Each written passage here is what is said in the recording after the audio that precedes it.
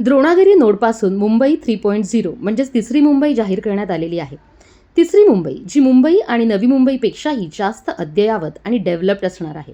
मुंबई आणि नवी मुंबई घडवताना राहिलेल्या त्रुटी इथे सुधारल्या जातील आणि म्हणूनच 21व्या शतकातील most modern and advance city बनवण्याचा सरकारचा संकल्प आहे. कुठल्याही एरियाला भाव येण्यासाठी किंवा इथे लोकवस्ती वाढण्यासाठी त्या एरियापर्यंत जाण्यासाठी लागणारी कनेक्टिव्हिटी आणि ट्रान्सपोर्ट तसेच रोजगार उपलब्ध होणे हे जास्त गरजेचे असते. Dronagiri bye rail, by road, by water and by air या चारही वेने वेल कनेक्टेड आहे. नवी मुंबई, CBD बेलापूर आणि नेरूळ रेल्वे स्टेशनवरून डायरेक्ट उरण ट्रेन अवेलेबल आहेत, ज्या द्रोणागिरीवरून पुढे उरणपर्यंत जातात.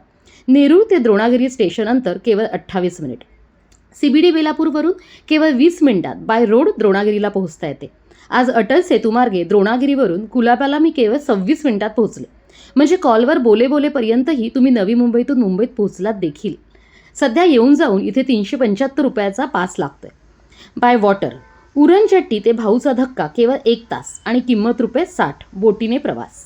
By air Navi Mumbai international airport द्रोणागिरीपासून केवळ 12 ते 15 मिनिटाच्या अंतरावर येणारे नवी मुंबई इंटरनॅशनल एअरपोर्ट जे ऑलरेडी ऑपरेशनल झालेले आहे. एम्प्लॉयमेंट अपॉर्च्युनिटीज द्रोणागिरीत येणाऱ्या नवी मुंबई एअरपोर्टसोबतच लाखो रोजगारही वाढत आहेत.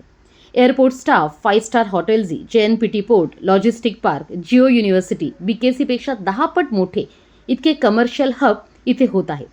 BKCला 3 लाख लोक काम करत आहेत, तर त्याहीपेक्षा 10 पटीने मोठे असणारे हे कमर्शियल हब नक्कीच जास्त रोजगार उपलब्ध करून देईल.